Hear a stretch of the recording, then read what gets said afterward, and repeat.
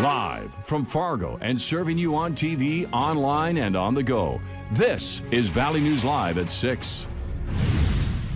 You can bring it to attention. Unfortunately, it's not going to open the eyes of anybody because everybody's always thinking, well, it's not going to happen to me. Well, it happened right across, the river here.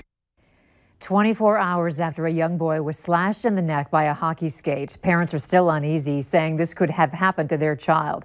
As we first reported to you yesterday, two kids collided at the Southwest Youth Ice Arena in Fargo, sending one little boy to the hospital with a neck injury. Today, Valley News Team's Veronica Marshall talked with parents who say they want things to change so all children are safe to play the game. Hockey has been a part of Bree Poor's family for years, and now her youngest wants to play too. We have 3 boys and 2 of them play hockey. We have a squirt level and a mite. But after a young Fargo player's throat was accidentally cut on the ice Monday, Poor has new reservations, and she's not alone. This happens to somebody your kid's age and it's like, oh my gosh, that could have been my child out there. That's one of those things as a parent, you're always worrying about safety, and you definitely want to make sure that they're as safe as possible. One thing that can make hockey safer for players are throat or neck guards. Currently, they're not required by Fargo or Moorhead youth hockey teams or by USA Hockey, but that hasn't stopped parents from picking them up for their players. My kids will be wearing them. We will be getting them going forward. When you talk to a young child about it and you say, this happened in Fargo, I definitely saw my child, his eyes opened up, and I said, I really want you to wear that neck guard. And he goes, yes, Dad, I definitely will. The rush to protect players has created a shortage of throat and neck guards. I'm told there were 15 guards here yesterday, but now the store is sold out. And buying neck guards doesn't solve all of the problems either. He doesn't think it's very comfortable. He's not used to it. He gets hot in the shirt because the neck guard is in the shirt. If you're getting one for your child, make sure that it fits them well and that they're comfortable in it, because if they're not comfortable in it and you're not around, they're probably not going to wear it.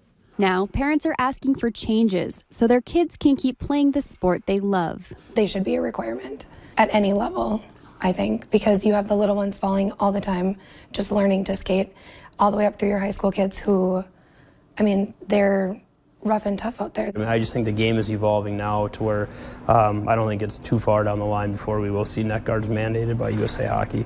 In West Fargo, Veronica Marshall, Valley News Live. We reached out to the Fargo Youth Hockey Association to see if they're considering a rule change that would require players to wear neck guards. We haven't heard back just yet. 2 days with highs near 20, and now we're preparing to slide a little bit back to the colder weather. How does it look this evening? Well, it's going to be cooling off. We see some clearing skies off to the west as we take a look at our Valley Sky Cam. You're looking at out to the west on I-94 as traffic heavy this hour. Clearing skies out to the west with more clouds and a few flakes of snow continuing to fly through central and eastern Minnesota. The wind will remain breezy, gusting to around 20 miles per hour at times as temperatures slip below zero by bedtime tonight here in Fargo. In Grand Forks, will be sub-zero by bedtime as well. It does look like those clear skies will allow us to get pretty chilly, but we should not get any new additional snow overnight tonight. More snow in that forecast, though. I'll tell you about that here in just a few moments. All right. Thanks, Hutch. A West Fargo man has been sentenced to a year behind bars after his 8-month-old daughter drowned in a bathtub. 28-year-old Spencer Foner pleaded guilty to negligent homicide in November.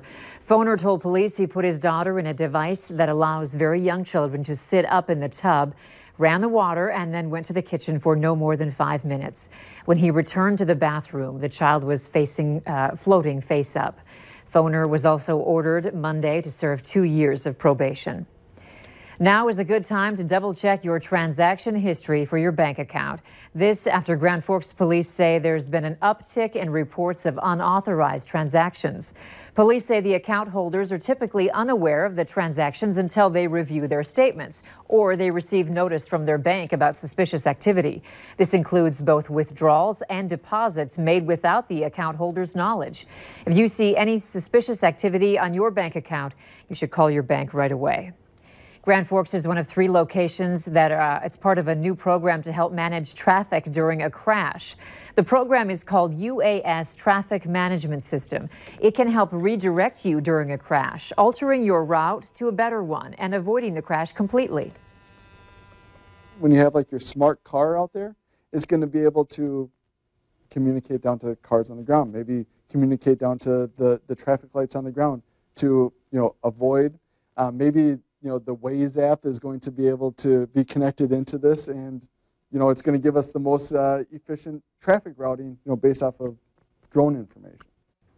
The system is still in its initial phase. They plan to have a final demonstration this summer and will send a report to the FAA, which will decide what to do next. A bill meant to deal with robocalls is heading to the North Dakota House floor with a do pass recommendation.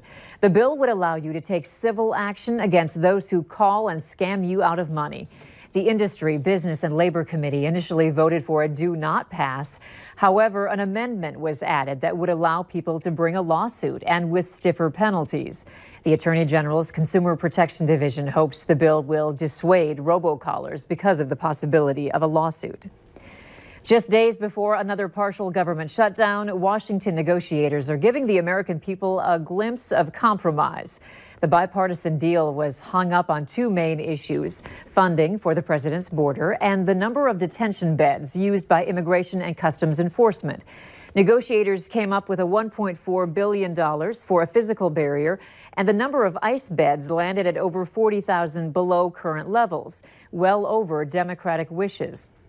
President Trump says he's not satisfied with what Democrats have come up with, despite it being a bipartisan agreement. U.S. Senator John Hoeven says that achieving $5.7 billion for the wall might be a multi-step process. We're trying to get as much as we can for the border barrier. So this would kind of be a down payment, and then the president would work to move other dollars around to get to closer to that $5.7 billion. Conference members expect Congress to vote on the deal in the next day or so, and then it heads to the president's desk. If you want notifications on stories like this, download the Valley News Live news app. You'll also get breaking news alerts, school closings, and the latest weather updates, all for free. Just search VNL News in the App Store or Google Play Marketplace.